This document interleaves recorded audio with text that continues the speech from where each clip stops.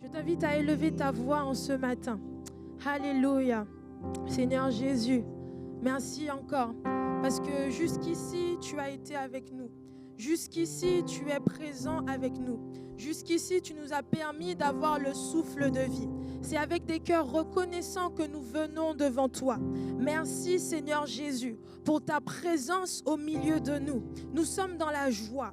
Nous sommes dans la joie d'avoir nos frères et sœurs. Nous sommes dans la joie, Seigneur Jésus, que tu sois présent au milieu de nous. Parce que là où 2 ou 3 sont assemblés en ton nom, tu es là, Seigneur. Et je crois que tu es là. Je proclame que tu es là. Merci encore pour ta présence. Merci parce que tu es présent, Seigneur Jésus. Nous ne voulons pas douter de cela.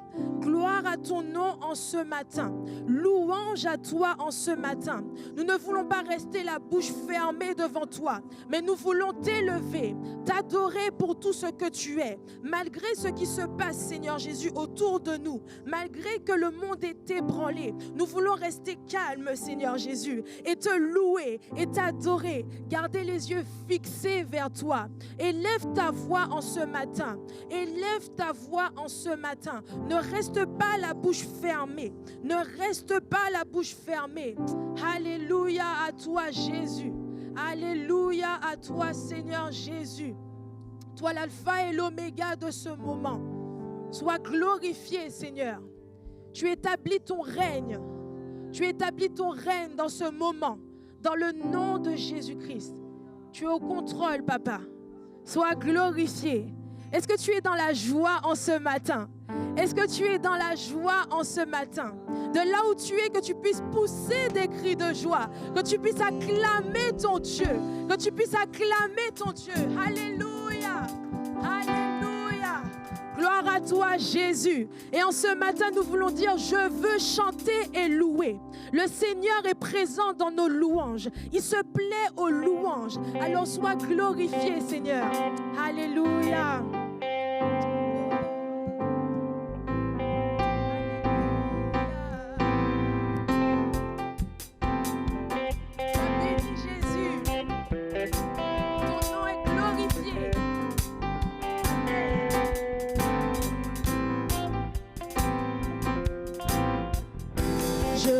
Chanter et louer, peu importe ce que je vis, le ressuscité vit en moi, son nom est Jésus, je suis né de Dieu, je suis victorieux, je suis né pour influencer, rempli du Saint-Esprit, je veux chanter et louer. Loue ton Dieu en ce matin. Le ressuscité vit en moi. Et son nom est Jésus. Je suis né de Dieu. Je suis victorieux. Je suis né pour influencer. Rempli du Saint-Esprit. Je louerai son nom. Je louerai son nom. Je louerai. Car je suis en moi, je louerai. Louons ce matin, je louerai son nom, je louerai son nom. Je suis tout forgé contre moi. Déclare-le en ce matin, est nul et sans effet. Le ressuscité, il vit en toi. Alléluia. Son nom est Jésus.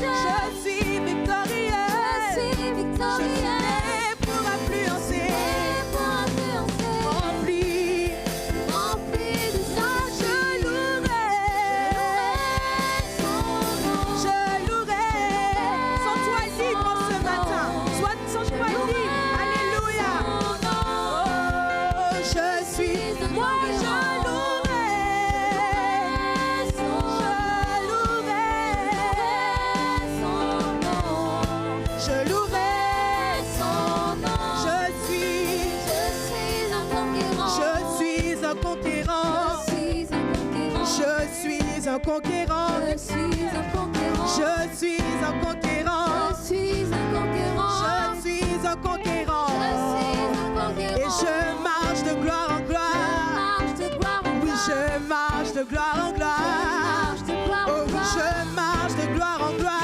Marche de gloire en gloire. Je marche de gloire en gloire. marche de Et gloire en gloire. je suis plus que vainqueur. Je suis plus que vainqueur. Je suis plus que vainqueur. Je suis plus que Oh oui, vainqueur. je suis plus que vainqueur. Je suis plus que vainqueur. Je suis plus que vainqueur. Je suis plus que vainqueur. Je louerai son nom. Oui, je louerai. Et je suis un conquérant. Je louerai. Oui, je louerai. Alléluia. Je louerai son nom.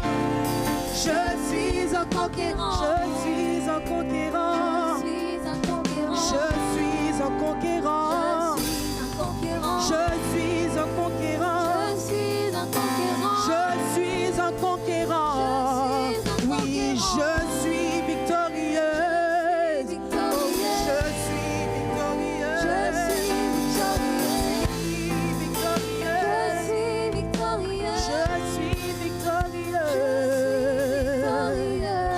Alléluia. Alléluia. Ce sont des paroles d'affirmation. Tu déclares cela. Je suis victorieuse. Je suis un conquérant. Je marche de gloire en gloire. Je marche de victoire en victoire. Gloire à toi, Jésus. Merci, Seigneur, parce que je marche avec celui qui a la victoire. Je marche avec celui qui a la victoire. Alléluia. Le Dieu de victoire habite en moi. Le Dieu de victoire habite en moi. Je marche non par la vue, mais par la foi. Le Dieu de victoire habite. Le Dieu de victoire, Victoire habite en moi. il habite en moi. Victoire habite en moi. Je marche non par la vue, mais par la foi. Le Dieu de victoire, oui, le Dieu de victoire. De victoire habite en moi. Il habite en moi, il habite en toi. Je marche non par la vue, mais par la foi. Le Dieu de victoire habite en moi. Je chanterai Et danserai. et danserai. Le combat est celui du Seigneur. Et la victoire est assurée. N'est-ce pas une bonne nouvelle? Alléluia. Car notre Dieu Oui, je chanterai, je chanterai. Alléluia. car le combat est celui du Seigneur. La victoire est assurée, car notre Dieu est il est vainqueur. Il est vainqueur. Oui, Jésus est vainqueur. Oh, Jésus est vainqueur. Oui, mon Dieu est vainqueur. Jésus est vainqueur. Il est vainqueur. Oh oui, il est vainqueur. Proclame-le, Jésus est vainqueur. Il est vainqueur. Il est vainqueur. Alléluia. Acclame en ce matin. Acclame en ce matin. Jésus est vainqueur. Jésus est vainqueur. Sois glorifié, Seigneur Jésus. Sois élevé, Papa. Sois glorifié. Merci, Jésus. C'est vrai, Seigneur, que tu es vainqueur. C'est vrai, Seigneur Jésus. Malgré ce que nous voyons, Seigneur Jésus, malgré ce que nous pouvons vivre, Seigneur, tu es vainqueur. Tu es vainqueur, Seigneur Jésus. Alléluia. Sois glorifié, Papa. Prie en ce matin. Prie Jésus qui est victorieux. Que cette victoire t'appartienne. Que cette victoire t'appartienne. Je suis victorieux. En ce matin, nous déclarons des paroles de vérité. Nous déclarons des paroles de vérité. Je suis victorieux parce que celui qui est en moi est aussi victorieux. J'ai la victoire par celui qui est victorieux. J'ai l'assurance par celui qui a l'assurance. Jésus, Jésus, Jésus. Merci Saint-Esprit. Merci Saint-Esprit. Parce que tu es là. Et pour toi qui n'es pas encore rempli du Saint-Esprit, le Saint-Esprit descend sur toi. Le Saint-Esprit souffle sur toi en ce matin. Dans le nom tout-puissant de Jésus-Christ. Le Saint-Esprit descend sur toi en ce matin. Et pour ceux qui ont le Saint-Esprit, il nous renouvelle. Il nous renouvelle en ce matin. C'est celui qui transforme. C'est celui qui transforme. Cette personne puissante qui habite en nous. Cette personne puissante qui habite en nous. Surtout dans ce temps où nous vivons, nous avons besoin du Saint-Esprit. Nous avons besoin du Saint-Esprit. Ce n'est pas juste une puissance, ce n'est pas juste une présence. Mais le Saint-Esprit est une personne. Saint-Esprit. Saint-Esprit. Souffle sur moi. Élève ta voix. Que ta puissance m'embrasse. De Dieu. Souffle, Saint-Esprit. Que les anges du ciel saturent l'atmosphère. Que cette atmosphère de peur change en atmosphère d'assurance. De Dieu. Souffle sur moi.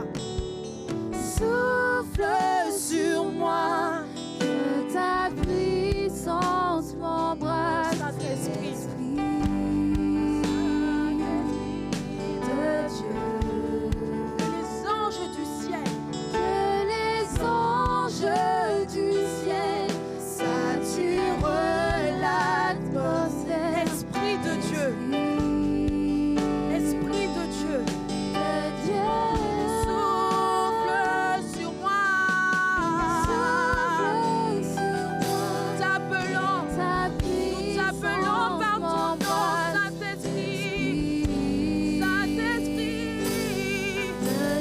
Quelque chose pour toi en ce matin. Il veut faire quelque chose pour toi en ce matin. Sois disposé, sois disponible. Le Saint-Esprit, Esprit de Dieu.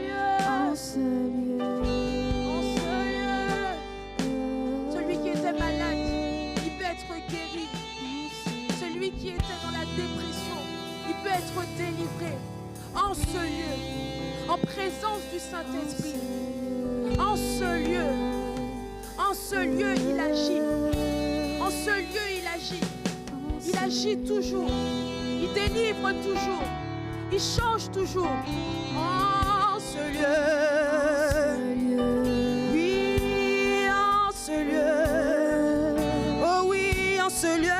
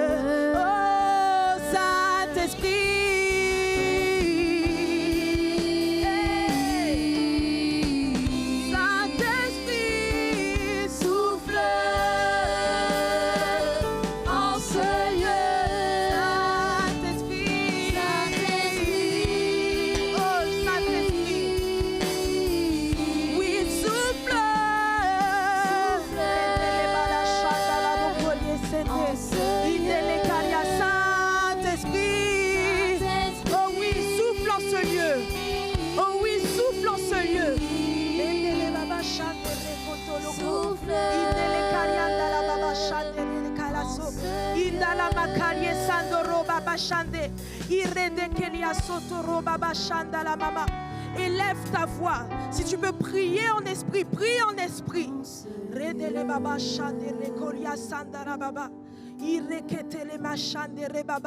Saint-Esprit, Saint-Esprit, nous voulons nous laisser diriger par toi. Nous voulons nous laisser diriger par toi.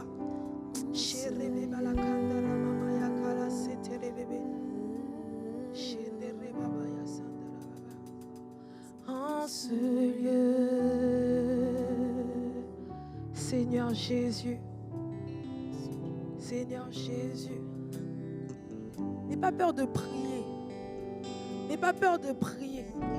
Laisse le Saint-Esprit agir au travers de toi. Laisse le Saint-Esprit agir au travers de toi. Laisse-le te guider. Laisse-le te guider. Laisse-le te consoler. Saint-Esprit.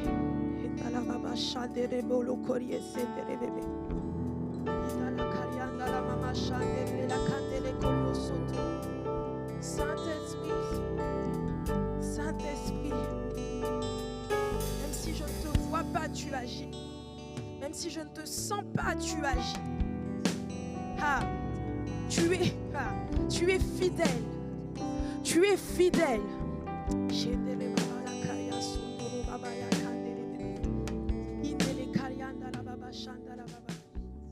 Merci Saint-Esprit.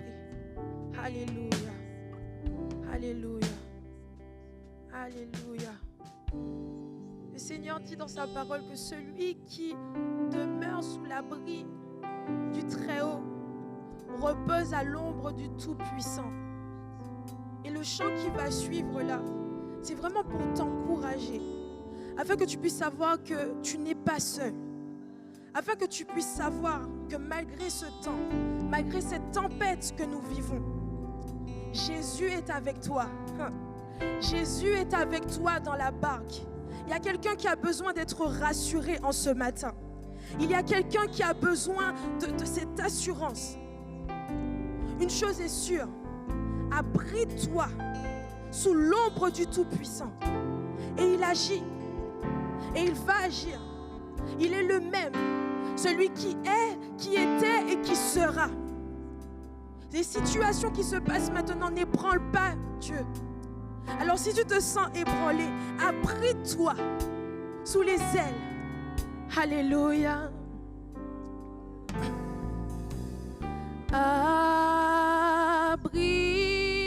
Abrite-moi sous tes ailes. Couvre-moi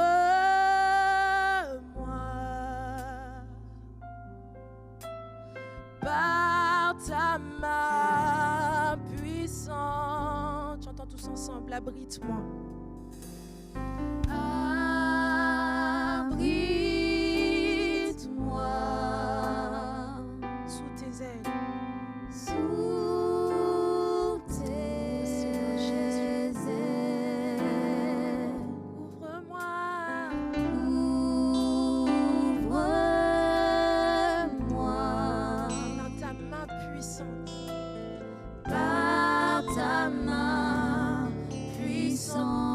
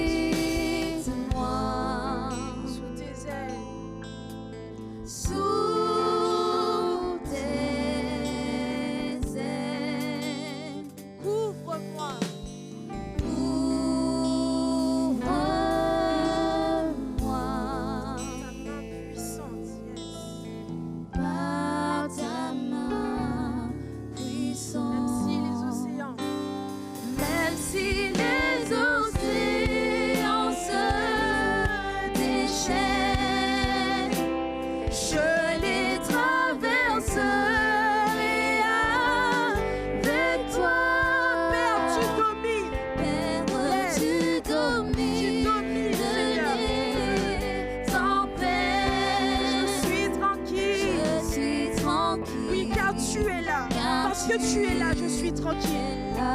Je suis tranquille. Je suis tranquille. Car tu es là. Je suis tranquille. Car tu Es là. et même si les océans se déchaînent, je les traverserai avec toi. Jésus est dans là-bas. Jésus est avec toi. Jésus est avec toi. Celui qui donne la paix. Celui qui donne la paix qui surpasse toute intelligence. C'est lui. Jésus. Jésus. Je suis tranquille. Oui, je suis tranquille. Merci pour ta présence. Merci pour ta présence. Je suis tranquille. Je suis tranquille. Oh, Car tu es là. tu es là. Je suis tranquille. Oui. Car tu es Oh oui, je suis tranquille. Je suis tranquille. Je suis tranquille. Car tu es là. Oh oui, je peux dire que je suis Je suis tranquille. tranquille. Oui, tu es là. Oui, tu es là. Oui, tu es là. Oui, tu es là. Il est là. Il est là. Dans ton foyer, dans ta famille, dans ton travail. Il est là. Oui, il est là. Alléluia. Car tu Tu es là. Jésus, tu es là. Je suis tranquille. Il est au contrôle. Car tu Oui, Seigneur. es là. Je suis tranquille. Je suis tranquille. Car tu es là. Je suis tranquille. Car tu es là.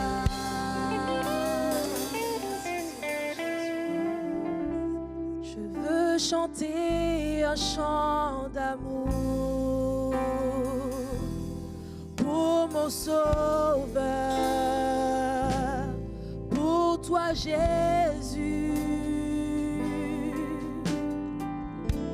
Merci pour ce que tu as fait.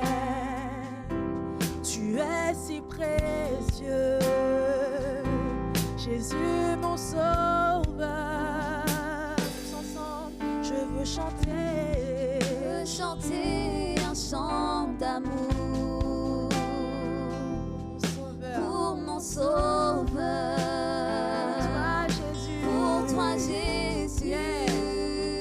Merci pour ce que tu as fait. Merci pour ce que tu as fait. On cessait d'être reconnaissant, Tu es Seigneur. si précieux. On cessait d'être reconnaissant. Jésus, mon Sauveur. Encore une fois, je veux chanter un chant d'amour. Je veux chanter un chant d'amour Pour mon Sauveur, pour toi Jésus. Merci pour ce que tu as fait. Merci pour ce que tu as C'est fait. inestimable, Seigneur Jésus. Tu es si précieux. Jésus, mon Sauveur. Alors je peux déclarer que je suis heureuse. Je suis heureuse. Tu m'as donné ton nom. Et je ne veux pas être ailleurs. Je Non.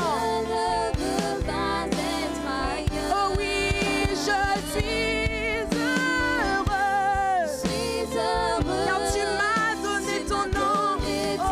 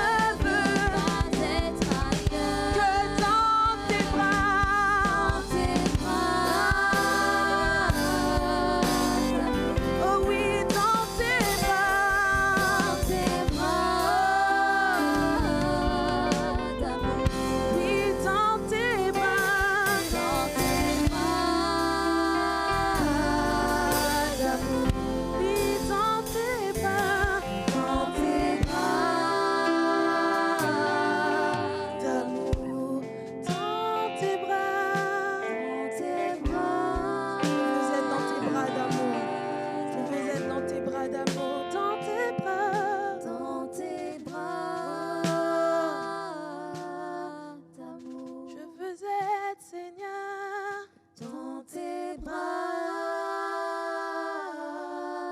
d'amour, dans tes bras, dans tes bras bras d'amour, dans tes bras, dans tes bras d'amour, oui, dans tes bras. tes bras Oh, dans tes bras, je veux être. Oui, dans tes bras, dans tes bras. Oh, tout près de toi, tout près de toi. Ah, c'est là que je veux être, Seigneur. Je ne veux pas m'éloigner de cette présence. Je ne veux pas m'éloigner de toi. Je veux être tout près de toi, contre ton cœur, contre ton cœur, tout près de toi. C'est là ma place, Seigneur. Hey, tout près de toi. Je veux être contre ton cœur, tout près de toi. Tout près de toi, contre tout près, tout près, tout près. Oh, contre ton cœur, tout près de toi, Jésus. Contre ton cœur, tout près de toi. Contre ton cœur, dans tes bras d'amour, dans tes bras. Oh, dans tes bras. Oh, dans tes bras, oh, tes bras d'amour. Une dernière fois ensemble, Jésus. Dans tes bras d'amour. Oh, acclame le Seigneur là où tu es ce matin. Amen pour les bras d'amour de Jésus. Alléluia, nous bénissons son nom. Alléluia, nous nous réjouissons ce matin. Amen, de pouvoir être là avec vous dans vos maisons pour vous partager ce moment, un moment tellement précieux où nous pouvons rencontrer Dieu, lui offrir un culte qui lui est agréable. Merci de tout cœur à l'équipe de louange, à l'équipe technique qui est là. Et je vous invite à envoyer vos commentaires, vos remerciements, vos messages de salutation. Et ça va bénir toute l'équipe. Et merci d'avance pour toute chose. Vous pouvez chatter sur la page de YouTube, là où vous êtes maintenant. Et merci pour toute chose. Juste avant d'entrer dans la parole de Dieu, juste quelques annonces très importantes. Vous dire que ça y est, nous avons signé par la grâce de Dieu cette semaine, ça y est, c'est signé, la promesse d'achat. Alléluia. Et on met tout ça dans les mains du Seigneur, c'est fait. Et puis cela va maintenant, il va y avoir plein de démarches administratives qui vont poursuivre cette première étape. Mais on se réjouit que ça y est, c'est fait. On avance par la grâce de Dieu. Et merci donc pour vos prières. Continuez à prier pour nous. Et merci pour votre soutien également. Juste avant d'aller dans le message aussi, on va prier aussi pour une église. Vous savez que chaque semaine, nous sommes en prière pour l'une des églises partenaires avec lesquelles nous sommes, avec la porte ouverte. Et nous prions cette semaine pour l'église de Wapi. L'église de Wapi, Jean-Marc et Nathalie Gabu, que j'ai eu hier au téléphone. Et eux sont aussi dans un projet de nouvelle église. D'ailleurs, voici quelques photos de construction. Ils sont dans la construction. Et c'est déjà bien avancé, mais eux seront en principe dedans au mois de septembre de l'année prochaine au plus tard. Donc on prie que le Seigneur les bénisse dans ce projet et que le Seigneur agisse puissamment en toutes choses. Alléluia. On va prier tout à l'heure pour ça. Juste une autre annonce, c'est pour nos rendez-vous. Là, on ne se voit pas ce matin, mais on va se voir ensemble mercredi de 19h à 20h avec une réunion de prière et de louange qui sera animée par Mika et Elodie avec un temps d'exhortation. Et n'oubliez pas, le code change, donc c'est ce code-là, le 861 11 92 16 50 avec un code secret, alors qu'il n'est plus secret maintenant, mais je ne sais pas pourquoi qu'il faut un code maintenant, mais voilà, donc il faut mettre les codes. Mais sinon, on vous envoie les mails et puis on essaie de communiquer. Restez alerte sur vos mails si jamais il y a un incident technique. Mais on se retrouve donc mercredi pour une réunion sur Zoom où l'on peut se voir. Prochainement, nous aurons aussi des invités extérieurs dans nos réunions Zoom, d'autres pasteurs, d'autres assemblées qui vont nous rejoindre pour un petit temps d'exhortation. On met ça en place pour qu'on puisse se réjouir. Et puis dimanche prochain, un autre culte en live sur cette même chaîne, l'Église de Rocher 3 sur YouTube. Rejoignez-nous de plus en plus, faites passer le message. On se retrouve sur YouTube. Et puis merci aussi pour vos offrandes, pour les dons. Il vous suffit d'aller aujourd'hui sur le site Église, le Rocher, et dans l'onglet Église, ensuite vous descendez, il y a là nous soutenir. Et on a besoin de votre soutien, amen, pour tous les projets qui sont là en cours, pour votre Église, amen, et pour une Église aussi, pour un plus grand nombre ici dans l'agglomération de Troyes. Et donc on prie pour cela. Merci beaucoup d'avance pour votre fidélité, vos engagements, vos dons, vos dîmes. Tout ça, c'est précieux pour nous. Amen. Juste avant d'aller dans le message maintenant, prions. Prions que le Seigneur bénisse sa parole et bénisse également l'église de Wapi. Seigneur Jésus, ce matin, Seigneur, nous sommes tellement heureux, tellement bénis d'être ici assemblés, Seigneur, en ton nom. Et Seigneur, nous nous réjouissons, Seigneur, de tout ce que tu as fait, toutes les bénédictions, ta grâce qui nous accompagne. Seigneur, du soir au matin, du matin au soir, tu es là, tu veilles sur tes enfants et tu veilles sur ta parole pour qu'elle s'accomplisse. Et Seigneur, et c'est ce qui est en train de se passer. Seigneur, alors vraiment, notre cœur est tellement dans la joie ce matin.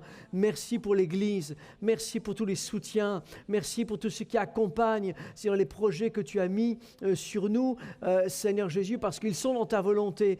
Et Seigneur, tu bénis l'Église de Wapi en particulier ce matin également, et toute cette semaine, nous te prions de les bénir Jean-Marc et Nathalie, Seigneur, et toute l'Église qui est là aussi dans ce nouveau projet, Seigneur Jésus, pour eux, et bénis-les puissamment, Seigneur. Bénis-nous également dans toutes les démarches administratives qui arrivent là, et nous savons que tu as ta main posée sur nous. Merci pour le message de ce matin, Seigneur. Tu bénis, Seigneur, notre frère Charlie, Seigneur, qui nous apporte la parole, Seigneur, avec force, avec puissance et onction, Seigneur.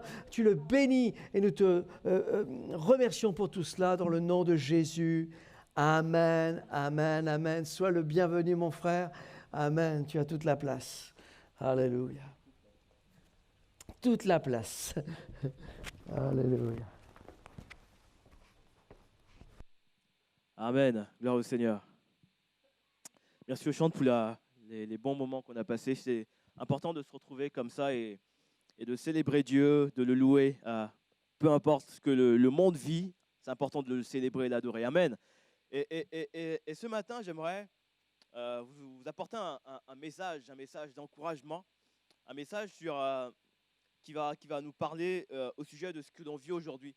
Et j'aimerais vous lire un passage qui n'est pas du tout radieux, etc., mais qui est pourtant important que l'on lise dans Ésaïe chapitre 24. Dans Ésaïe 24, et j'ai intitulé mon message « Restez près du rocher ». Et dans Ésaïe 24, versets 1 à 10, il est dit « Voici l'Éternel dévaste le pays », ça commence bien, « et le rend désert. Il en bouleverse la face et en disperse ses habitants. Et il en est du sacrificateur comme du peuple, du maître comme du serviteur, de la maîtresse comme de la servante, du vendeur comme de l'acheteur, du prêteur comme de l'emprunteur, du créancier comme du débiteur. Le pays est dévasté, livré au pillage, car l'Éternel l'a décrété. La ville, verset 10, est déserte, est en ruine. La ville déserte est en ruine. Toutes les maisons sont fermées, on n'y rentre plus. On crie dans les rues parce que le vin manque et toute réjouissance a disparu. L'allégresse est bannie du pays. Amen. Ça fait plaisir d'entendre ce genre de passage. Hein? Et quand je lis ce passage de cette prophétie d'Ésaïe, qui est en fait une prophétie sur la fin des temps finalement, je me rends compte qu'on est vraiment dans ce qu'il dit là. Quand il nous dit que le pays est dévasté, que la ville est déserte et en ruine, toutes les maisons sont fermées et on n'y rentre plus. Et ça nous parle d'un confinement mondial du monde qui est là, qui est fermé et un confinement qui va impacter tout le monde. Il est dit, il en est du sacrificateur, donc des pasteurs, des serviteurs de Dieu, des églises qui sont impactées, du maître comme du serviteur, de la maîtresse comme de la servante, du vendeur comme de l'acheteur, du prêteur comme de l'emprunteur. On parle ici d'un monde et lorsqu'Ésaïe prophétise sur ça, il dresse un tableau d'un monde où finalement on est confiné, un monde où la ville est déserte, où tout ce qu'on a toujours connu est différent maintenant. Il est dit que la ville est déserte, elle est en ruine, les maisons sont fermées. Et plus on avance dans le temps, plus le monde évolue, plus je prends de l'âge aussi, plus on grandit avec Dieu et plus on se rend compte qu'on se rapproche de plus en plus de ce que le Seigneur a dit. On se rapproche de plus en plus de la fin. On se rapproche du Seigneur qui revient et on se rend compte que le monde montre finalement les prémices d'un retour imminent du Seigneur. Et quand je lisais hier soir un article de Le Monde où on nous parle de finalement un cataclysme qui va arriver dans le monde de l'entreprise, cet article était là qui disait faillite dans le monde, le pire est à venir pour les entreprises. Un monde où finalement des entreprises sont en train de couler. On parle même d'entreprises zombies qui sont sous perfusion, okay, et qui sont soutenues par l'État. Mais jusqu'à quand seront-elles soutenues par l'État? On parle d'entreprises qui finalement font bonne figure, mais qui derrière ne produisent plus, ne font plus de bénéfices, mais qui sont toujours là, des entreprises zombies, quoi. Et le monde dans lequel on vit, le monde vers lequel on va, c'est un monde où finalement la faillite prend de plus en plus de place, où finalement les choses sont de plus en plus sombres. Il y a la faillite des entreprises, il y a une exploitation massive de la terre et des hommes. Le monde est de plus en plus exploité. Il y a une poussée des extrémistes religieux, de plus en plus. Et pour couronner le tout, on a la pandémie du Covid-19. Un monde qui finalement ne ressemble pas au monde qu'on a toujours connu. Un monde qui va de plus en plus qui nous rapproche de plus en plus vers le retour du Seigneur. Il est dit, la ville est déserte. Elle est en ruine. Et toutes les maisons sont fermées. On n'y rentre plus. Et on crie dans les rues parce que le vin manque. Ça nous parle d'absence de réjouissance. Il est dit que le vin manque et l'allégresse est bannie du pays. Il y a un désert qui vient. Il y a un désert qui vient et qui est déjà là. Un désert qui va finalement impacter non seulement le monde entier, mais également l'Église. Les chrétiens également seront impactés par ça. Un désert qui vient et qui prend déjà place. Et je crois que plus le temps avance et plus il est important qu'on comprenne cela, qu'il y a un désert qui est là, mais surtout qu'il est important que l'on comprenne comment survivre dans ce désert qui est là. Comment survivre dans le désert qui vient, dans ce désert qui est déjà présent. Et pour survivre en plein désert, je crois qu'il est important de regarder à ceux qui ont déjà vécu cela, de regarder à ceux qui ont déjà traversé le désert, de regarder à ceux qui ont déjà expérimenté. Et ce matin, j'aimerais qu'on puisse étudier l'histoire d'un peuple qui a justement traversé un désert, qui a traversé un désert où finalement, et la caractéristique d'un désert, c'est qu'il n'y a rien qui est propice à la vie. Et on va voir ce matin l'histoire d'un peuple qui va faire sa traversée du désert. Et surtout, ce qui est important que l'on comprenne ici, c'est vers ça que j'aimerais qu'on aille, que l'on comprenne comment survivre dans le désert et comment ne pas commettre les mêmes erreurs qu'ils ont commis. Et on nous parle dans 1 Corinthiens chapitre 10, versets 1 à 6, on nous parle de ce peuple-là qui va traverser le désert, où il est dit dans 1 Corinthiens 10, versets 1 à 6, il est dit « Frères, je ne veux pas que vous ignoriez que nos pères ont tous été sous la nuée, et qu'ils ont tous passé au travers de la mer, et qu'ils ont été baptisés en Moïse dans la nuée et dans la mer, qu'ils ont tous mangé le même aliment spirituel, qu'ils ont tous bu le même breuvage spirituel, car ils buvaient à un rocher spirituel qui les suivait, et ce rocher était Christ. Mais la plupart d'entre eux ne furent point agréables à Dieu, puisqu'ils périrent dans le désert. Or, ces choses sont arrivées pour nous servir d'exemple, afin que nous n'ayons pas de mauvais désirs comme ils en ont eu. Au verset 11, il est dit, ces choses leur sont arrivées pour nous servir, pour servir d'exemple. Elles ont été écrites pour notre instruction, à nous qui sommes parvenus, où ça? À la fin des siècles. Ainsi donc que celui qui croit être debout prenne garde de tomber. On nous parle ici de l'histoire d'un peuple qui a vécu des choses, qui a vécu un désert tel que décrit par un désert similaire finalement dans certains points à ce que Ésaïe va décrire, un désert où la vie n'est pas propice, où on n'a pas d'avenir, où l'avenir est flou, on ne comprend pas ce qui va se passer. On ne sait pas ce que le gouvernement nous prépare, on ne sait pas où on va. Un désert où finalement les choses que l'on maîtrisait ne sont plus maîtrisables. Les choses dont on avait la main, on n'a plus la main dessus. Un désert qui est spirituel, un désert qui est physique, un désert qui est moral, où les gens sont dans un état où finalement l'anxiété augmente. Alors qu'on est dans un monde qui est évolué technologiquement parlant, où la science a évolué, mais on est dans un monde qui est de plus en plus anxieux. Un monde qui est finalement veut être abreuvé, mais qui a toujours autant soif qu'avant. Un monde qui est dans le désert. Et la Bible nous dit que le peuple d'Israël a passé par un désert, mais beaucoup n'ont pas survécu. Comme pour dire que dans ce désert qui est là, qui prend place, il est possible que des chrétiens, il est possible que des frères que vous connaissez, des frères et sœurs, ne survivent pas au désert. À condition, la seule façon de survivre, la seule manière de survivre au désert qui est là, c'est de comprendre ce qui s'est passé dans ce désert avec Israël. Et surtout, il est dit, ces choses sont arrivées pour nous servir d'exemple. Parce qu'il y a des gens qui ont passé un désert, qui ont vécu des choses, qui ont vécu des galères dans le désert et qui n'ont pas su surmonter cette épreuve-là. Il est dit, c'est là pour nous servir d'exemple. Ces choses leur sont arrivées pour servir d'exemple et elles ont été écrites pour notre instruction, à nous qui sommes parvenus à la fin des siècles. Et le monde dans lequel on vit, on est clairement à la fin des siècles. Et le danger pour vous et moi, c'est d'être à la fin des siècles et de finalement tomber dans les mêmes travers que le peuple d'Israël, de tomber dans les mêmes travers que les personnes avant nous. Il est dit, à raison, l'apôtre Paul nous dit, et c'est un avertissement pour chacun d'entre nous, il est dit au verset 12, « Ainsi donc que celui qui croit être debout, prenne garde de tomber. » Et moi, je me rends compte avec humilité que le Covid-19, personne ne l'a, plus ou moins personne n'a vraiment prédit. Il y a eu des prophéties, il y a eu des serviteurs de Dieu qui ont parlé, mais il y a eu quand même pas mal de surprises. On s'est retrouvé face à un truc qu'on ne comprenait pas, un truc qui était là et qui a bouleversé l'humanité. Et moi, ça m'oblige, ça me force à être humble. Et quand l'apôtre Paul dit que celui qui croit être debout prenne garde, moi, ça me parle. Où il est dit que le monde qui vient, le monde dans lequel on est, il faut prendre garde. Que celui qui croit être debout, celui qui croit être fort spirituellement, et c'est bien de l'être, qu'il fasse attention, qu'il prenne garde de ne pas tomber. L'apôtre Paul nous encourage à méditer sur ce que le peuple d'Israël a vécu pour ne pas reproduire les mêmes erreurs. Face à un désert, face au désert dans lequel on est, il est important que l'on comprenne, que l'on discerne les choses qui peuvent nous faire tomber, les choses qui peuvent nous empêcher de vivre les promesses de Dieu et les choses surtout qui peuvent nous permettre de rester accrochés au Seigneur.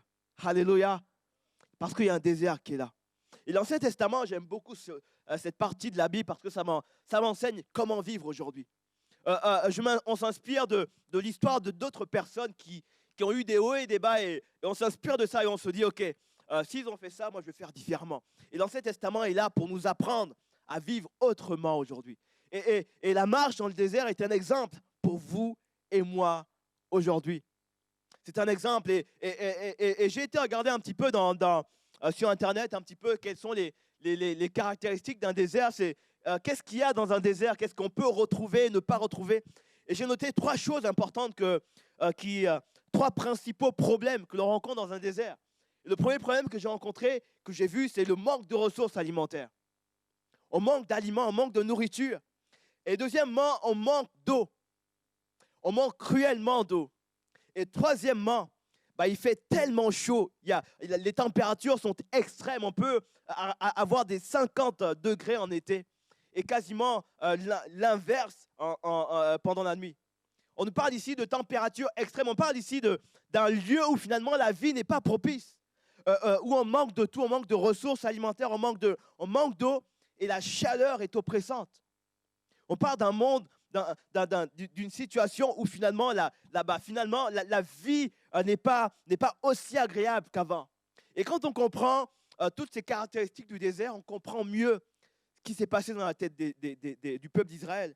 Comment est-ce qu'ils ont vécu, comment est-ce qu'ils ont réagi. Et comme le désert d'Israël, le monde dans lequel on vit, dans lequel nous vivons, ce monde d'aujourd'hui-là, est non propice à la vie.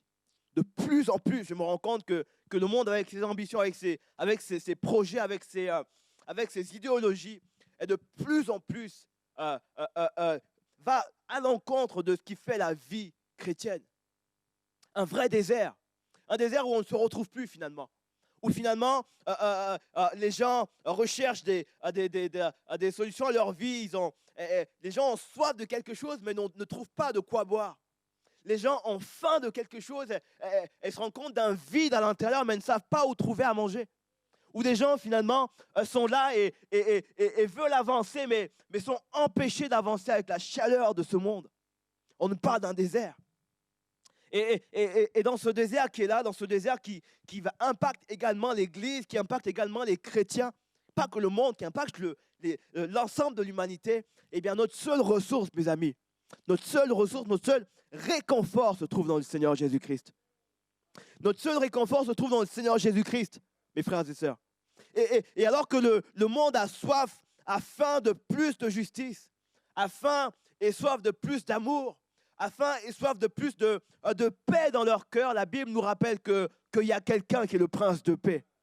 Lorsque le monde panique et regarde autour et alors que les gens s'inquiètent du lendemain, la Bible nous rappelle que ne t'inquiète pas du lendemain, car le lendemain aura soin de lui-même. Dans un monde où le désert prend place, les chrétiens peuvent être dans la joie parce que le Seigneur est avec eux. Il y a un espoir. Et notre seule ressource vient du rocher. Et s'il fallait résumer mon message ici, je dirais que si tu veux survivre au désert, mon ami, reste accroché au rocher. Reste accroché au rocher qui va te permettre d'avancer dans ce désert jusqu'à ce qu'il revienne. Et la Bible nous parle ici dans Jean chapitre 6, verset 35, où il dit, Jésus leur dit, je suis le pain de vie. Celui qui vient à moi n'aura jamais faim. Et celui qui croit en moi n'aura jamais soif. Dans un monde où les gens ont soif et faim de plus de choses, où les gens, dans un monde désertique, où les gens ont besoin d'une réponse à leurs besoins, où les gens vont de relation en relation, vont de médecin en médecin, etc., vont de conseiller en conseiller. La Bible nous rappelle que non, dans le monde qui est là, il n'y a que Jésus-Christ. Notre pain, je suis le pain de vie, celui qui vient à moi n'aura jamais soif. Et celui qui croit en moi celui qui vient à moi, n'aura jamais faim, et celui qui croit en moi n'aura jamais soif. Et David disait, l'Éternel est mon rocher, ma forteresse et mon libérateur. Dans 2 Samuel 22, verset 2, il est mon rocher et mon kit de survie. Si tu devais aujourd'hui prendre un équipement pour affronter le désert, ton kit de survie, mon ami, c'est Jésus-Christ. Ton kit de survie, accroche-toi à lui seulement. Tu peux regarder à tes amis, tu peux regarder à ton épouse, à ton époux, je vais même aller plus loin, à ton pasteur même. Le kit de survie, c'est Jésus-Christ. Dans les moments que l'on va vivre, le kit de survie, c'est s'accrocher au Seigneur. Je suis le cep dans Jean chapitre 15, verset 5. Je suis le cep, vous êtes les sarments. Celui qui demeure en moi et en qui je demeure porte beaucoup de fruits. Car il est dit, car sans moi, vous ne pouvez rien faire. Dans le désert, tu veux porter du fruit, accroche-toi au Seigneur. Accroche-toi fermement. Et j'insiste sur ça parce que alors qu'on va vivre, on va voir ici 3 choses qui peuvent nous empêcher de nous accrocher. Alors que l'on sait alors que l'on aime, et je ne doute pas de l'amour de nombreux chrétiens, je ne doute pas de l'amour que l'on a pour le Seigneur. Mais face au désert, mon ami, que celui qui croit être debout, fasse attention. Et je me rends compte que nous, chrétiens, on chante, lui, il prend tout, Seigneur. On croit dans le Seigneur, on croit dans les promesses de Dieu. on a cette assurance, cette foi qu'il est capable. Mais face aux épreuves qui vont arriver, qui sont déjà là, il y a un danger réel que toi et moi, on se retrouve à mourir dans le désert.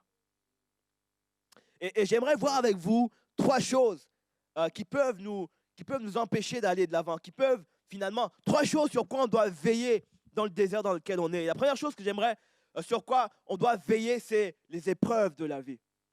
Dans le désert dans lequel on est, vers lequel on va, on fera face à des épreuves. Et beaucoup ont déjà expérimenté depuis le début de l'année, avec le Covid, des épreuves importantes. Des épreuves qui sont tellement intenses que tu as envie d'abandonner la foi chrétienne. Des épreuves si importantes que tu ne comprends pas ce qui se passe. Tu dis, mais Seigneur, qu'est-ce qui se passe? Ce n'était pas écrit comme ça dans le contrat. J'ai fait lire le contrat par un expert. Je n'ai pas vu l'astérisque qui disait les épreuves de la vie. Je n'ai pas vu cette partie de la vie-là. Et Jésus-Christ qui nous a fait signer un contrat, mais en toute honnêteté, nous rappelle ici dans Jean chapitre 16, verset 33, il dit, je vous ai dit ces choses afin que vous ayez la paix. Vous aurez des tribulations dans le monde. Amen. Regarde ton voisin de loin, dis-lui, tu auras des tribulations. Et je crois que Dieu veut nous bénir. Dieu veut nous faire du bien. Dieu veut se réjouir avec ses enfants, etc. Dieu veut nous emmener de gloire en gloire. Mais vous aurez des tribulations dans ce monde. Vous aurez des tribulations. Et dans ces moments-là, que celui qui pense être debout prenne garde de ne pas tomber. Il a dit, vous aurez des tribulations, mais prenez courage, car j'ai vaincu le monde. J'ai vaincu le monde. Et l'assurance ici de vaincre le monde également, c'est de s'accrocher à celui qui a vaincu le monde, justement. À celui qui sait vaincre le monde, celui qui tient la clé du séjour des morts. Il a vaincu le monde. Et les épreuves peuvent nous éloigner. Et quand on regarde un petit peu dans la vie, dans l'histoire du peuple d'Israël, où on nous dit finalement qu'ils vont sortir d'Égypte, ils vont sortir de cet endroit d'esclavage et ils vont aller vers la terre promise et ils sont en chemin. Et la Bible dit, alors qu'ils sont en chemin, ils vont commencer à rencontrer des épreuves. Dans Exode chapitre 16, verset 3, on nous dit, les enfants d'Israël leur dirent, alors qu'ils sont face à un désert, dans le désert de Sin, il est dit que nous sommes morts par la main de l'Éternel dans le pays d'Égypte quand nous étions assis près des pots de viande, quand nous mangions du pain à satiété, car vous nous avez menés dans ce désert pour faire mourir de faim toute cette multitude. On nous parle ici d'un peuple qui sort d'un endroit où ils étaient esclaves. Ils étaient esclaves de Pharaon, ils étaient esclaves d'eux-mêmes. On parle de chrétiens qui sont sortis de l'esclavage du péché et qui font face à des épreuves maintenant. Qui font face à des manques réels. Qui manquent de tout, qui manquent de ressources financières, qui manquent de ressources alimentaires, qui manquent de pas mal de choses dans la vie. Et face aux épreuves comme ça, la tentation est grande de dire, mais tu nous as fait sortir, Seigneur, de là pour nous emmener ici. Tu m'as fait sortir de mon confort, de mon espace dans ma famille. Tu m'as fait sortir de là pour m'emmener ici et galérer. Tu m'as peut-être fait partir de mon île au chaud en Martinique et pour que je vienne ici pour vivre des galères. Tu m'as fait partir du Gabon, Seigneur, pour m'emmener ici pour vivre des galères. Tu m'as fait partir de je ne sais où, d'Alsace, pour vivre des choses ici. C'est quoi le projet, Seigneur? Et face aux dures réalités de la vie, il ne faut pas se mentir, les chrétiens. On peut se poser des questions. Quand tu ne comprends pas ce qui se passe dans ta vie, quand tu dresses un petit peu, Seigneur, regarde tous les sacrifices que j'ai faits. Je suis parti d'Égypte. Maintenant, c'est quoi le projet? Il y a mes enfants qui ont peur pour demain. C'est quoi le projet, là, Seigneur? Il est dit, alors que les enfants d'Israël leur dirent que nous nous sommes morts par la main de l'Éternel dans le pays d'Égypte, quand nous étions assis près des pots de viande. On parle de gens qui regardent au passé et qui disent, mais c'était bien avant quand même. Hein. C'était quand même bien avant. Avant que je ne m'engage envers le Seigneur. Avant que je ne renonce à cette vie de péché, etc. Avant J'avais plein d'amis, etc. Avant, j'avais autant d'argent que je voulais. Maintenant, Seigneur, j'ai plus autant d'argent que je voudrais. Avant, je pouvais appeler mon petit ami, ma petite amie, etc. Et j'avais tout de suite ce que je voulais. Mais aujourd'hui, ce n'est pas pareil. Avant, j'avais une vie. Maintenant, je n'ai plus de vie. Et des chrétiens qui vont être tentés dans le désert de refaire marche arrière. Des gens qui viennent à l'église, qui, alors que le confinement a pris place, vont regarder à leur vie et vont faire le choix, malheureusement, de revenir en arrière. J'aimerais t'encourager, mon ami, ne retourne pas en arrière. Ne retourne pas en arrière, ne retourne pas sur le choix que tu as fait. Tu as fait le bon choix. Ça va être difficile, je te l'annonce, ça va être compliqué. Mais sache que dans les moments que tu vas vivre, sache quand même que tu as fait le bon choix. Ça va être compliqué comme jamais, mais tu as fait le bon choix quand même. Le retour en arrière n'est pas une option valable, n'est pas l'option que tu dois choisir, même si c'est compliqué. Continue d'avancer, continue de persévérer, continue de prier pour ta famille, continue de prier pour tes finances, continue de prier pour ta santé. Ça va aller, mais toi persévère seulement dans la foi. Les choses vont arriver, ce sera compliqué, mais persévère dans la foi. Et moi, quand je lis ce passage-là, quand je lis ce passage du peuple d'Israël qui se plaint finalement, j'ai je regarde ça avec beaucoup d'humilité. Je me souviens que dans mes premiers jours dans la foi, vous savez, quand on commence là, on se convertit, l'une des choses qu'on aime faire, c'est lire la Bible en entier. Et quand je lisais ça, Exode, j'étais choqué, mais je me dis, mais qu'est-ce qu'ils n'ont pas compris, les gens, là, en fait, hein? Ils ont vu la mer se séparer en deux, ils ont vu les plaies d'Égypte, mais c'est quoi leur problème à eux? Qu'est-ce qu'ils n'ont pas compris, là? Comment ils peuvent se permettre de ne pas croire en Dieu quand ils font face à des épreuves réelles de la vie? Sauf que, quand on comprend ce qui se passe dans le désert, on manque d'eau, on manque de ressources, il y a les serpents, etc. J'aimerais vous rappeler que ces gens-là, dans le désert, ils étaient 1 million à peu près, ils avaient des enfants. Moi, j'imagine un père de famille en 2020 que l'on met dans le désert avec ses enfants. Il y a de très fortes chances que cette personne-là renonce à sa foi. Ou au moins dise à Dieu, comme ils ont dit, Seigneur, pourquoi tu nous as fait venir ici? On parle de parents, on parle de familles qui là ont des enfants et qui doivent se dire dans le désert, mais comment est-ce que je vais nourrir mon enfant? Et croyez-moi, quand vous entendez un enfant pleurer, les amis, j'expérimente depuis quelques mois déjà, quand un enfant pleure, oh, vous pouvez crier à Dieu, Seigneur, arrête-moi ça. Quand un enfant pleure, les amis, il y a un truc qui se passe dans le cœur d'un parent, il faut que tu fasses quelque chose. Quand un enfant pleure parce qu'il a faim, un parent normalement constitué doit se dire non, il faut qu'on fasse quelque chose. Et c'est important de remettre ce contexte-là. Moi, je vois des juifs qui sont là et qui voient leurs enfants pleurer parce qu'ils ont faim, parce qu'ils veulent manger, parce qu'ils ont soif, parce qu'il fait chaud tout simplement.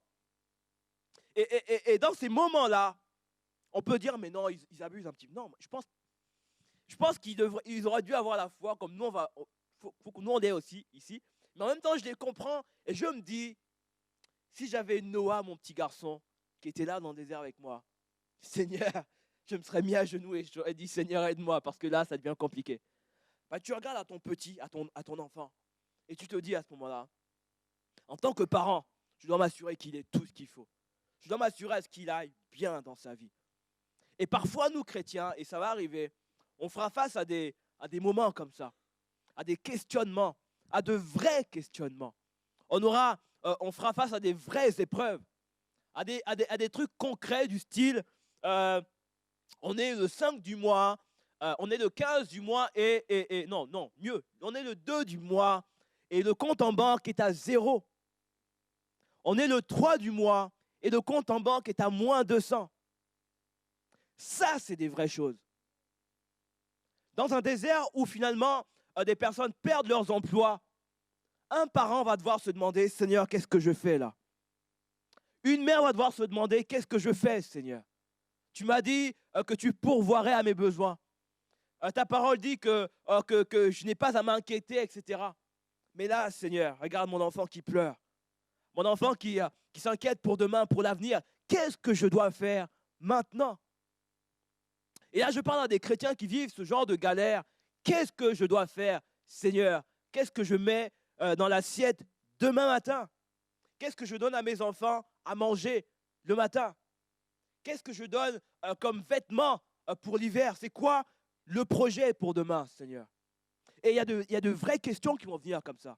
Alors que le monde avance, alors que le désert prend place, de plus en plus de chrétiens vont devoir se poser ce genre de questions, ou en tout cas vont être tentés de se poser ces questions-là. Parce que face aux dures réalités de la vie, il est tentant à ce moment-là de faire demi-tour. Et de dire non, non, non, non. Être chrétien, c'est bien, mais il y a quand même des inconvénients. Je vais revenir en arrière. Mais j'aimerais encore une fois te dire non, non, non, ne retourne pas en arrière. Ne retourne pas en arrière. Continue de persévérer. Continue de persévérer, d'aller de l'avant. Le Seigneur ne t'a pas menti. Il ne t'a pas vendu du rêve. Il a dit non, non, non. Vous aurez des tribulations. Mais sache que j'ai vaincu le monde. Sache que ce que tu trouves aujourd'hui de difficile, Dieu, Jésus-Christ, a vaincu cela. Et les choses qui sont compliquées aujourd'hui iront bien par la grâce de Dieu. C'est l'image d'un peuple ici, ce qu'on vient de voir, qui regarde à la vie d'avant, à l'avant-Covid, et qui dit, mais avant le Covid, c'était quand même bien. J'avais un bon salaire, une bonne situation, mais Seigneur, c'est compliqué aujourd'hui. C'est compliqué aujourd'hui. Et ce genre de choses-là, je parle à quelqu'un, ce genre de choses-là peuvent t'emmener à un découragement incroyable. Quand tu ne vis que de galère sur galère, tu n'as pas trop envie de servir le Seigneur. Tu n'as pas trop envie de faire ce qu'il faut faire. Tu n'as pas trop envie d'être fidèle. Pourtant, c'est ce que tu dois faire quand même. Tu n'as pas envie de donner ce que tu as reçu. Tu n'as pas envie de te donner aux autres, puisque tu ne reçois rien toi-même, a priori. Et la tentation pour beaucoup de chrétiens, dans le monde qui vient et dans le monde qui est déjà là, ce sera de dire, Seigneur, je galère. Du coup, moi, je reste dans mon coin. Je galère tellement que je fais demi-tour. Je galère tellement que j'arrête la foi. J'arrête de donner. J'arrête de me donner. Parce que les épreuves de la vie pousseront beaucoup de chrétiens. Et la Bible nous parle même c'est Jésus-Christ qui parle, qui parle de chrétiens qui pourraient même se régner, des chrétiens qui se réuniront entre eux, etc. Parce que les épreuves de la vie peuvent pousser les gens à devenir comme ça. Mais la Bible nous encourage, ne faites pas comme ils ont fait. Regardez à ce qu'ils ont fait, eux, comment est-ce qu'ils se sont comportés, et ne faites pas comme eux.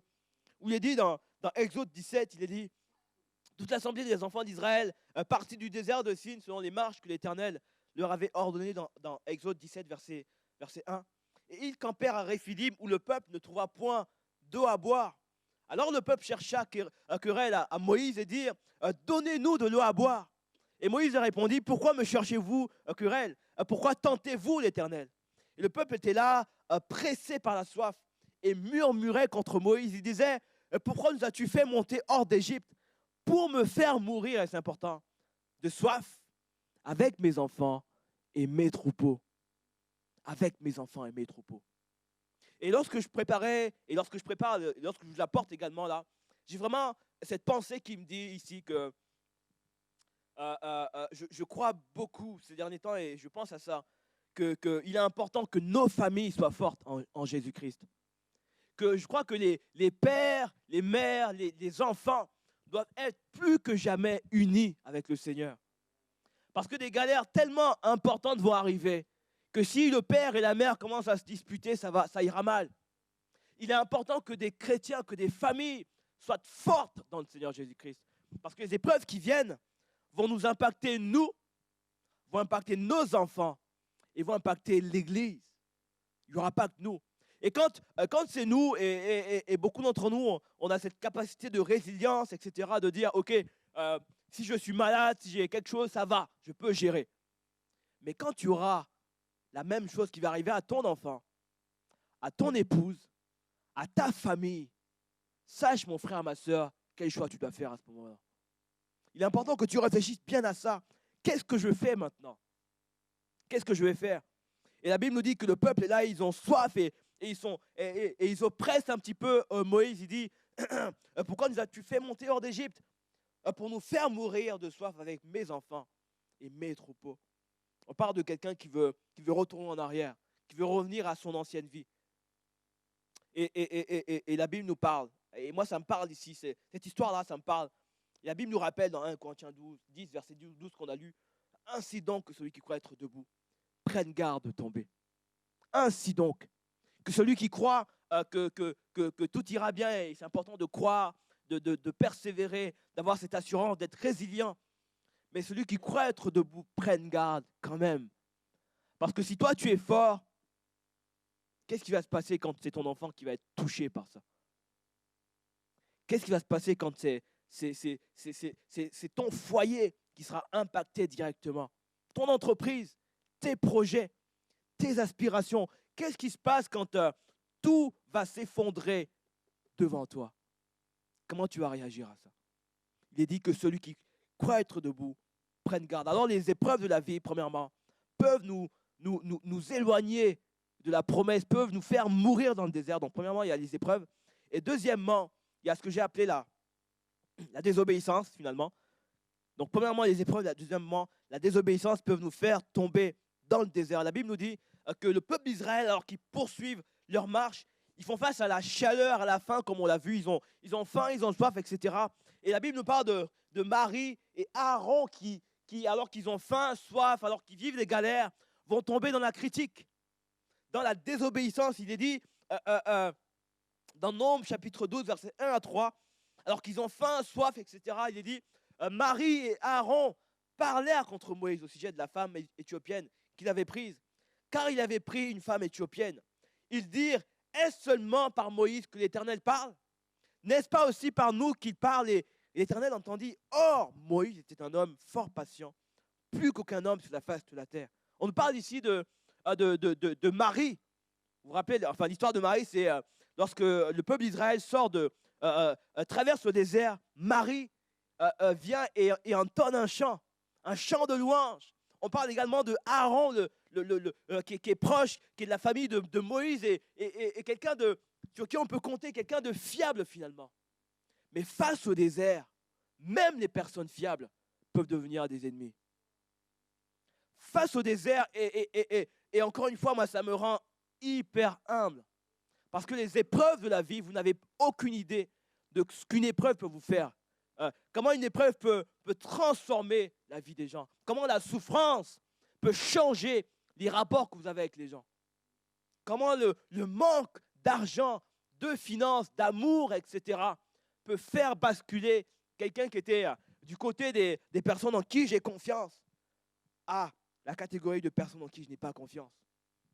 On nous parle ici d'un serviteur de Dieu qui est là et qui a confiance en Marie et Aaron. Et alors que ces personnes-là ont faim, soif et que c'est galère sur galère, etc., ils vivent des souffrances personnelles, la Bible nous dit qu'ils vont commencer à regarder un petit peu autour d'eux. Ils vont dire, mais lui, là, depuis le début, il a toujours eu cette femme égyptienne. Mais là, étrangement, il y a un gros zoom sur la vie de Moïse en mode, lui, il est un peu bizarre quand même. Hein. D'ailleurs, j'ai toujours trouvé qu'il portait des vêtements un peu bizarres. J'ai toujours trouvé ça. Que ses chaussures, ça fait 3 ans qu'il le met. Mais là, franchement, je trouve bizarre ces chaussures. Hein? On commence à regarder les petits détails. On commence à regarder, mais lui, de toute façon, je n'ai jamais aimé lui. J'ai jamais aimé sa façon de parler, etc. J'ai toujours trouvé qu'il était un peu orgueilleux, etc. On commence à regarder des choses parce que la souffrance prend la place. Et face à la souffrance de la vie chrétienne, on peut regarder les gens, on peut commencer à regarder des détails en mode lui, il est un peu bizarre. Le pasteur, il ne m'a pas appelé, il ne m'appelle jamais. C'est pas un bon pasteur, etc. On commence à regarder des choses qu'on ne regardait pas avant. Avant le Covid, on était dans la joie. Je suis dans la joie, etc. Et face aux galères, on commence à regarder des choses qu'on ne voyait pas avant. Oh, Moïse, mais lui, avec une femme égyptienne. Une femme égyptienne, elle est noire. Les Juifs sont un peu clairs de peau. Comment tu ne remarques ça que maintenant? Honnêtement, je vois des gens un peu balsadés. Enfin, je vois des Juifs. Et s'il y a une personne noire au milieu, je la reconnais direct. Je ne vais pas faire 30 km avant de remarquer qu'elle est là. Mais le jour où la galère est présente, c'est là qu'il remarque la sœur égyptienne ici maintenant. Ça nous parle des souffrances.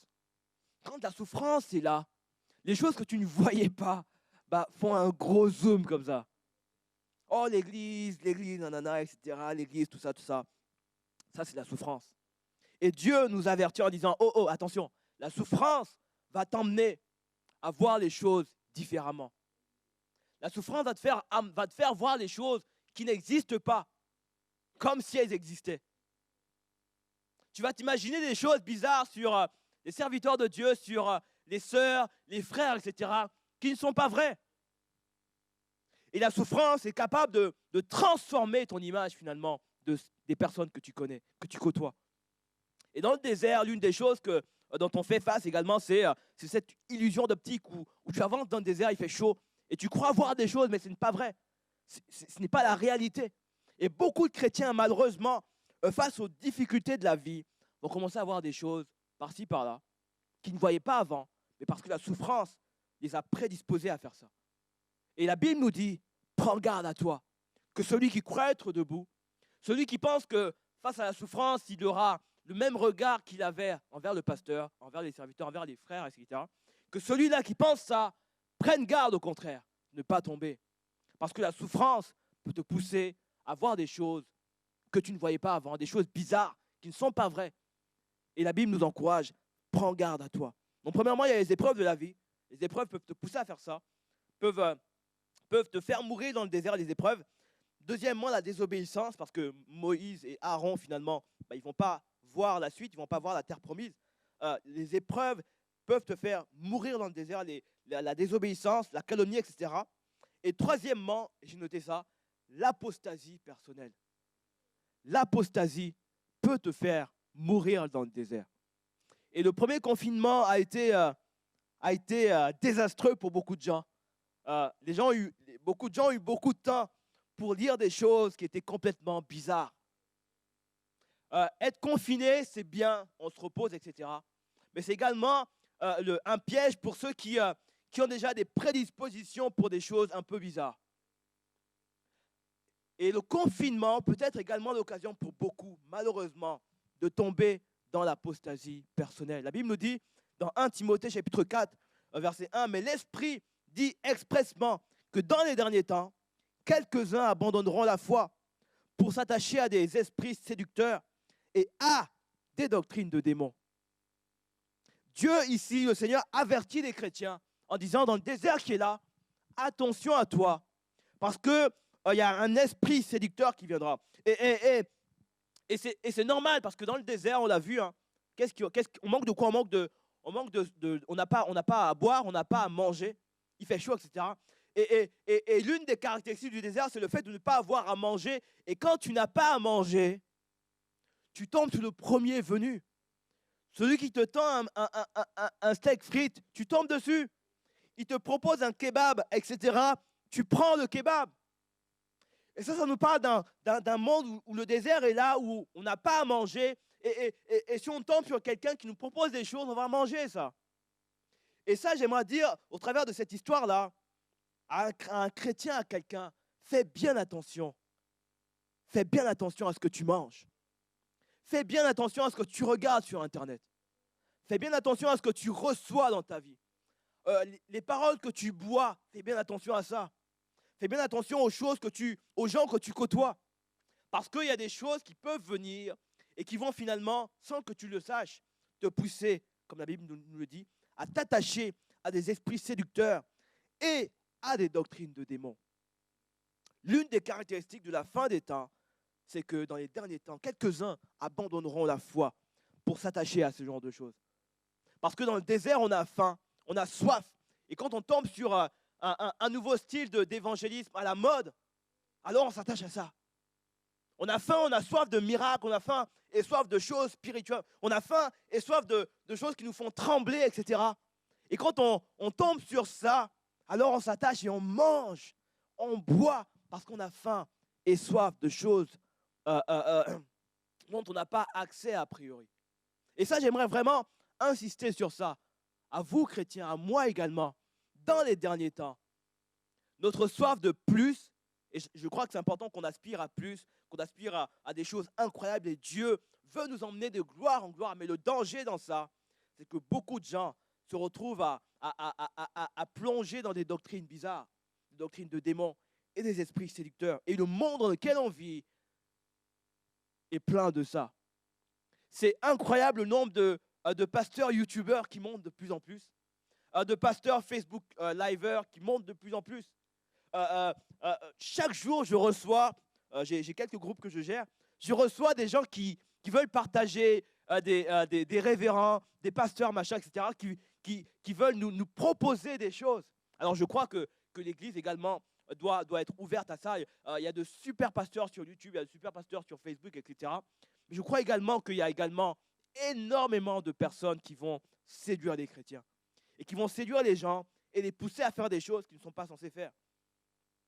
Parce que la Bible nous dit que l'Esprit dit expressement que dans les derniers temps, et on est dans les derniers temps, quelques-uns abandonneront la foi pour s'attacher à ça. Et la Bible nous encourage contre l'apostasie. Le Seigneur nous dit dans 1 Timothée chapitre 4, verset 7, il dit repousse les contes profanes et absurdes, exerce-toi à la piété.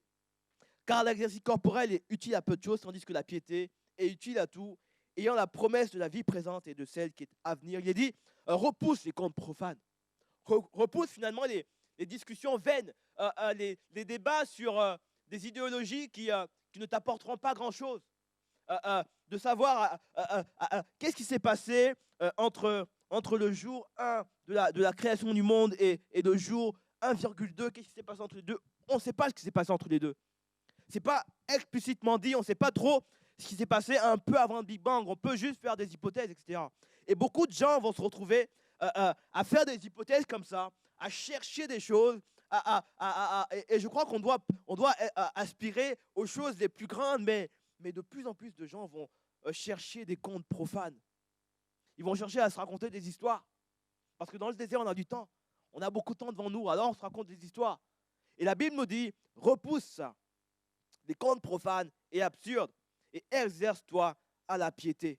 Car l'exercice corporel est utile à peu de choses. Et ça me parle parce que ça fait quelques mois que je n'ai pas fait de sport en salle. Donc Dieu m'encourage à persévérer dans l'exercice spirituel plutôt que l'exercice corporel. Il dit, ces choses-là, c'est bien, mais regarde à ce qui va muscler ton esprit, à ce qui va muscler ton homme spirituel.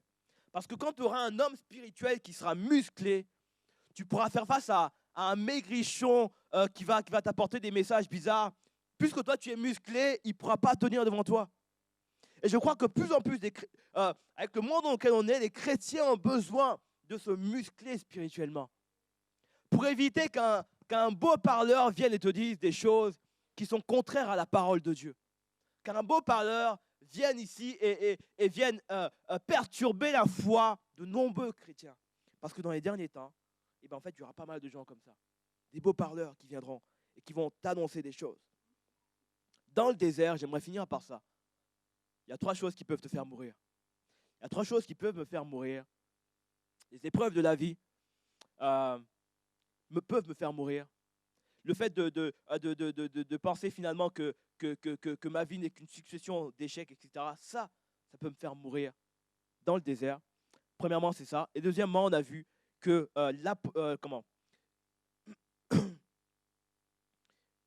que les épreuves, etc., que l'apostasie personnelle peuvent te faire tomber, que la désobéissance également peut te faire tomber. Et dans tout ça, le Seigneur nous propose une porte de sortie, quelque chose qui va nous aider à aller de l'avant. Il est dit dans Philippiens, et c'est vraiment la clé. J'aimerais inviter les musiciens. Ça va être la clé pour nous de comment est-ce qu'on peut rester en vie dans le désert. Comment est-ce qu'on peut survivre au désert dans lequel on est? Comment est-ce qu'on peut continuer à persévérer? Qu'est-ce qui a fait que Josué, Caleb, etc., comment est-ce qu'ils ont fait pour survivre dans le désert? Comment est-ce qu'on fait certaines personnes pour survivre? Je crois que la clé pour survivre dans le désert dans lequel on est là, la principale clé pour vivre dans le désert, c'est d'être reconnaissant. La clé principale, ce que tu dois retenir ici, si tu veux survivre dans le désert, sois reconnaissant. Il y a des choses que tu vas vivre, il y a des galères que tu vas vivre, il y a des choses que tu ne comprendras pas, mais sois reconnaissant. La Bible nous dit, dans Philippiens 4, verset 4, il est dit, réjouissez-vous toujours dans le Seigneur. Réjouissez-vous. Et il va dire, je répète, réjouissez-vous. Pourquoi est-ce qu'il va dire 2 fois?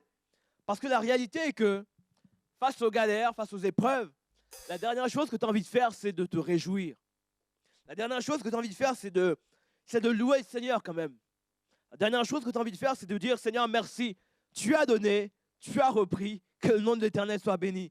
C'est la dernière chose que beaucoup de gens aimeraient faire. Mais pourtant, Dieu dit, non, face au désert qui est là, face aux galères qui sont là, face à la tentation de désobéir, face à l'apostasie personnelle, Dieu nous encourage.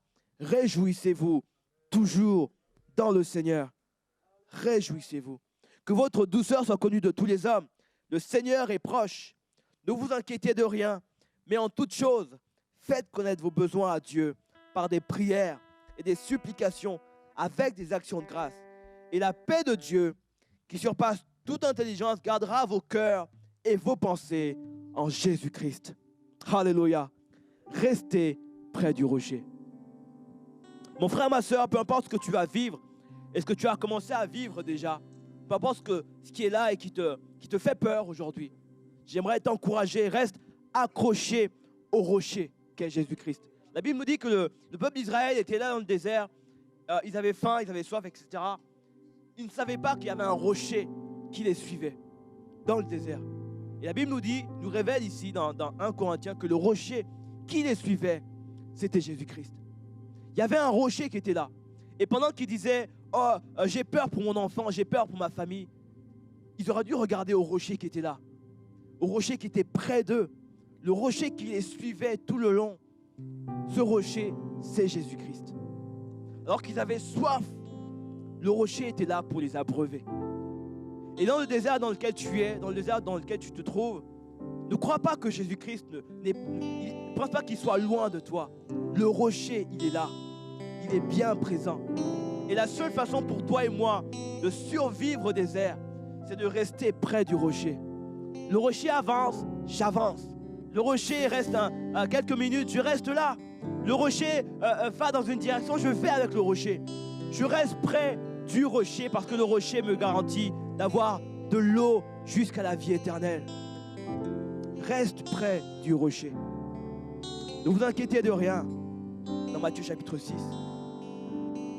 Ne dites pas que mangerons-nous, que boirons-nous, de quoi serons-nous vêtus, car toutes ces choses sont les païens qui les recherchent.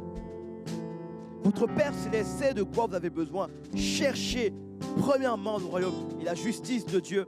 Et toutes ces choses vous seront données par-dessus tout. Ne vous inquiétez donc pas du lendemain, car le lendemain aura soin de lui-même.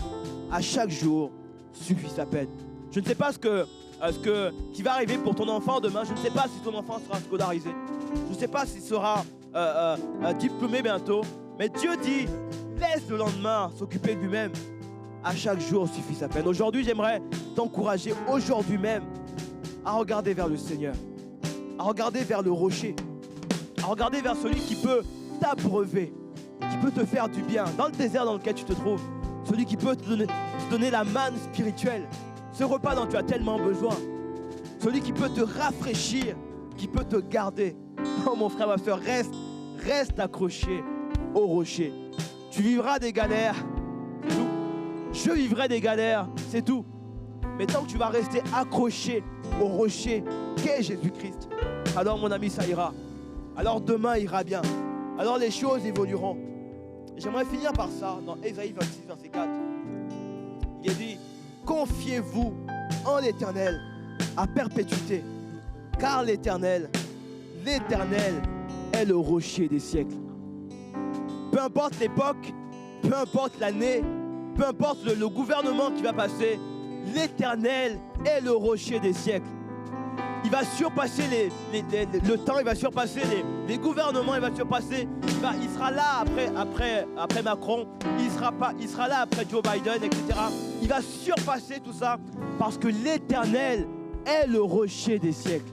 Les choses passent, le monde avance, mais lui, il reste le même hier, aujourd'hui et éternellement. Et dans ta vie, sache que l'Éternel sera là. Il est le rocher des siècles. Alors j'aimerais qu'on prie ensemble. J'aimerais qu'on fasse cette prière. Et si vous êtes en famille, là où vous êtes, peut-être qu'un père peut prendre son épouse par la main. Peut-être qu'un une mère peut prendre son enfant par la main et j'aimerais qu'on prie comme ça les uns pour les autres dans vos familles. On va se prendre par les mains et on va prier les uns pour les autres. Et considérer qu'il y a quelque chose qui nous attend, qui est peut-être déjà là dans nos vies, un désert qui est là. Mais que si on regarde dans le Seigneur, si on regarde vers le rocher des siècles, alors ça ira bien. J'aimerais qu'on prie les uns pour les autres là-bas, dans vos maisons. On va commencer à prier en disant: Seigneur Jésus, merci pour ta grâce. Merci pour ta parole encore, Seigneur. Merci car tu es fidèle. Ton amour dure à jamais. Et même si parfois les choses vont à l'encontre de ce qu'on avait prévu, Seigneur, ta fidélité est telle que, on a cette assurance que ni la mort, ni la vie, ni rien, ni le Covid, rien, Seigneur, ne nous séparera de ton amour, Seigneur. Je te bénis pour une famille qui est là et qui peut-être vit déjà le désert, qui vit déjà un désert spirituel, financier, émotionnel, dans leur santé peut-être, Seigneur Jésus. J'aimerais te prier que dans le désert dans lequel ils sont peut-être, que tu sois cette réponse, Seigneur, que tu sois ce réconfort. Merci car tu es le rocher des siècles. Et alors que le monde va mal, alors que le monde est inquiet, Seigneur, alors que le monde se demande ce qui va arriver demain, on a l'assurance parce qu'on est près du rocher. On est en paix, on est tranquille, Seigneur, car tu es là, Seigneur. Oh, je suis tranquille, car toi tu es là, Seigneur Jésus. Et même si les océans se déchaînaient, même si le monde allait dans tous les sens, même si les choses que j'avais prévues ne se réalisent pas, parce que toi tu es là, Seigneur, alors on est en paix, Seigneur. Et je prie pour des familles, Seigneur mon Dieu, qui écoutent maintenant.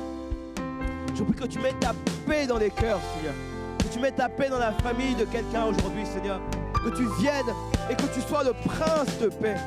Que tu sois le Dieu de paix aujourd'hui même dans la vie de quelqu'un, que le cœur affligé retrouve l'espoir aujourd'hui, Seigneur. Que le cœur qui est là et qui s'inquiète retrouve la paix. Car tu es le Dieu fidèle. Merci mon Dieu pour ta fidélité. Que ton nom soit glorifié. Au nom de Jésus. Alléluia. Merci Seigneur. Amen. Alléluia.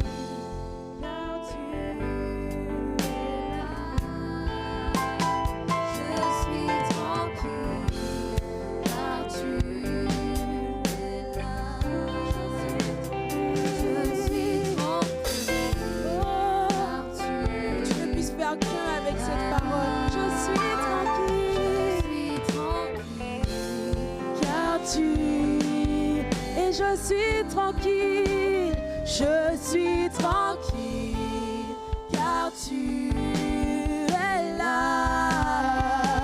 Je suis tranquille, car même si les océans se déchaînent, même si les océans se déchaînent, je les traverserai avec toi, Seigneur.